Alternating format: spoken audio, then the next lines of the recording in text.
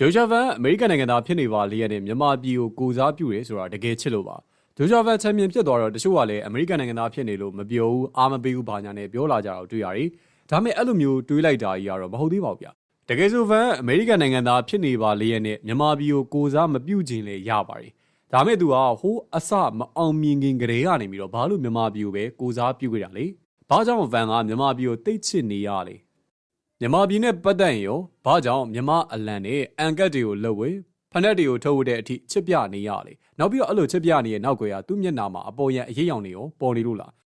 ဟန်ဆောင်ချစ်ပြနေရပါဆိုတဲ့အရေးရောင်တွေကိုရောမြင်တွေ့ရလို့လားဒါမဲ့အဲ့လိုတွေတခုမှမဟုတ်သည့်တိုင်အောင်လို့ဘာလို့ဗန်အောင်မြန်မာပြည်ကိုအပေါ်ရန်ချစ်နေရဆိုပြီးတော့ထင်နေကြတယ်ဗျဒါကြောင့်တချို့သောတွေးခေါ်မှုတွေကိုကျွန်တော်တို့တွေလိုက်ပြီးတော့မှတ်မိနိုင်ပါဘူး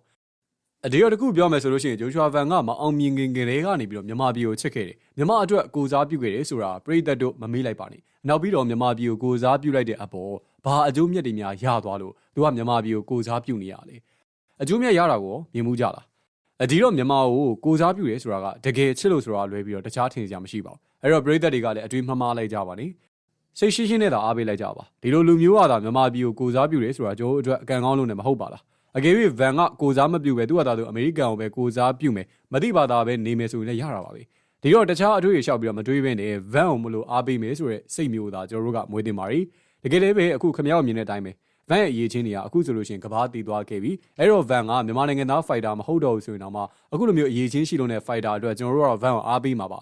ဟိုဆွဲဒီဆွဲလိုက်ထားနေရတဲ့စားလို့ရှိရင်အရေးချင်းရှိလို့အားပေးရဆိုရင်ကိုပဲစိတ်ကအေးချမ်းပါရီဒါကြောင့်ဗန်ကဟိုဟာမို့လို့ဒီဟာမို့လို့ဆိုပြီးတော့အားမပေးဘူးဆိုပြီးအပူတွေမသေးကြပါနဲ့ကိုယ်စိတ်ကိုလင်ရကြပါလိမ့်မယ်ခင်ဗျားတို့အားမပေးလက်နေဗန်ရဲ့တနည်းတွေကနောက်ရက်ပေါင်းများစွာအထိကိုမှွေးပြန့်နေဦးမှာပါခင်ဗျားတို့ကလည်းမြင်နေအောင်ပါပဲဒါကြောင့်မလို့အားပေးရတဲ့သူတွေအတွက်ကတော့ဗန်ရဲ့ဒီလိုအောင်မြင်မှုမျိုးကအတော်ကိုပဲဂုဏ်ယူပီတိဖြစ်စေပါ रे